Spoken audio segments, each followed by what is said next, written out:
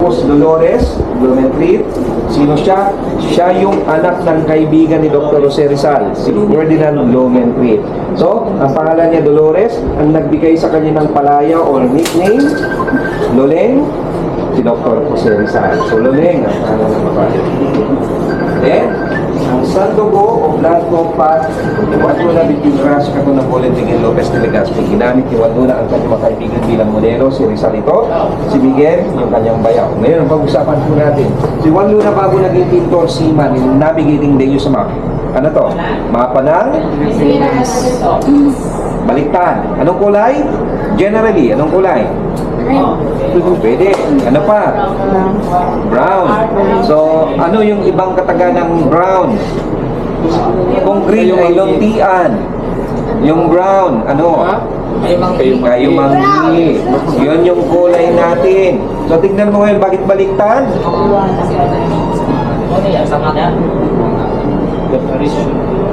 Forma ng babae. Yung babaeng nakopo. Ibig sabihin, kalagayan ng Pilipinas ang mensahe ng Pintalo tinulunan ng Parisian Life. So yung dalawang baso na nandun, puno at kalahati, hindi pantay na pagtrato sa atin ng mga dayuhan. Balik na baywang pagtitipid. Yung kwelyong bilog bakal, sinasakal tayo. Noong panahon na yun, pagkatapos yung linya, tali, konektado sa bakal, kaya nangyayari na kabigti sa yung mga parusa. So, tingnan nyo yung babae na kupo, pero bakit siya nakatingkayad? Kasi nagbabalansa siya dahil dyan. At yung pagbabalansa niya, nagkaroon ng mga pwersa. So, tuhod, bewang, balikat, mukhang balisa. Yan ang kalagayan in distress condition ng Pilipinas ng mga panahon na yun. Kaya sinarisan, ginamit ang pahigang La Solidaridad para ipakita yung kondisyon ng Pilipinas. Yung kupa at sombrero, pagpapakita ng paglisan o pag-abandona.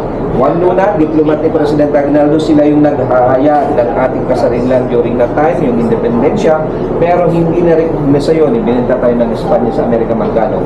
20 million US dollars. Ano tawag natin doon? The Treaty of Paris noong 1898. So, ang bansang Espanya ang nag-iwan sa bansang Pilipinas. So, yan ang kaulugan ng Bintang Parisian Life. So, dito makikita rin natin sina Rizal, sina Walt, mga kasama.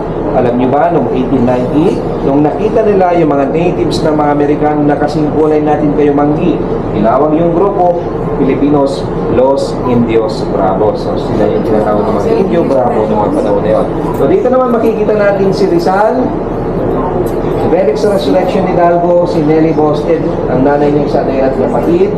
So sila ay mga kaibigan ng pamilya Pardo de Tavera. Asawa ni Juan, si Paz, yung kanyang biyanan na si Doña Juliana Boricho de Tavera, yung kanyang bayaw na si Felix, at mga asawa ng mga bilas ni Luna.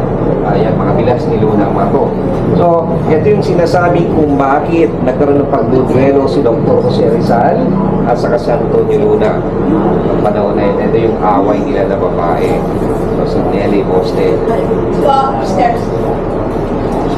So, akyat tayo. So, hirap ng buti dyan. Akyat tayo para kayo.